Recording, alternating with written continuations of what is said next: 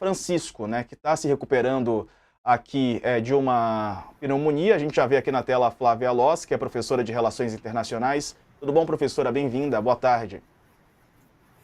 Olá, boa tarde para vocês, tudo bem? Tudo ótimo. Vamos aqui dar uma olhada na notícia que vem do Jamil Chad. Sabe o filme do Oscar, Conclave? A escolha do Papa, né? A gente sabe que o Papa Francisco, infelizmente, está numa condição de saúde ruim já há algum tempo.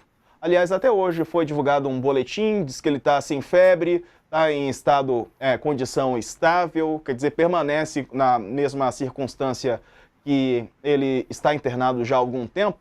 E o Jamil Chad informa que, permeado por católicos ultraconservadores e tradicionais, o governo Donald Trump colocou o conclave como seu próximo grande objetivo político, com a participação da diplomacia americana, de deputados da base mais conservadora e uma rede de entidades e religiosos. A Casa Branca tenta influenciar a direção que pode tomar a escolha do novo Papa, caso Francisco tenha de renunciar ou não sobreviva a problemas de saúde, que a gente espera que não aconteça, né? Fontes em Washington confirmaram para o UOL que os trabalhos já começaram. Ainda em dezembro, Trump anunciou a escolha de Brian Burch como embaixador dos Estados Unidos na Santa Sé, no Vaticano. O gesto foi considerado como uma declaração de guerra contra o Papa Francisco e sua linha atual. Isso porque nos últimos anos, esse cardeal acusou o Papa de populismo, de criar confusão, ao permitir que padres abençoem casais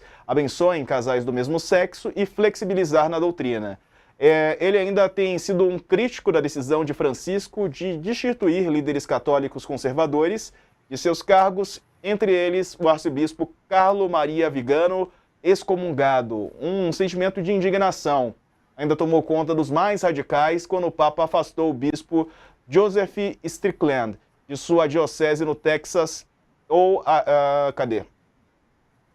retirada de benefícios também de um cardeal. Mas é nos bastidores que a atuação é mais esperada nesse momento. O cálculo do governo norte-americano é de que, mesmo que o pontífice não morra no curto prazo ou nos próximos 4 anos, serão decisivos esses próximos anos para influenciar a escolha do novo Papa. Trump vai terminar o mandato dele com um Papa que, se vivo, vai ter 92 anos.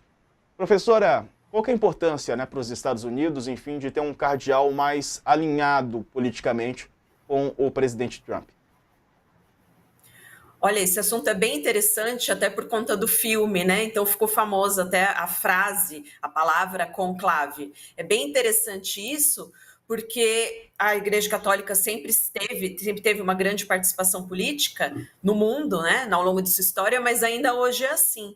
Então, o que a gente tem aí é essa previsão, essa imprevisibilidade, aliás, da saúde do Papa Francisco, que é considerado por alguns setores dos católicos como um Papa muito progressista, muito ligado aos direitos humanos.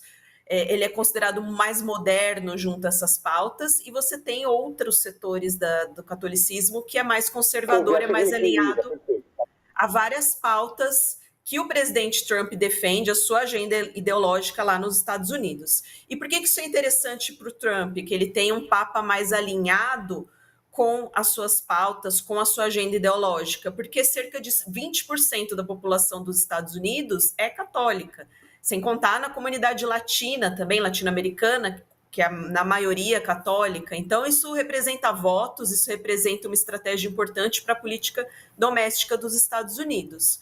E essa ocasião do conclave, que a gente não pode esquecer que o Vaticano é uma monarquia, o Papa é o líder, né, o chefe de Estado e religioso do Vaticano.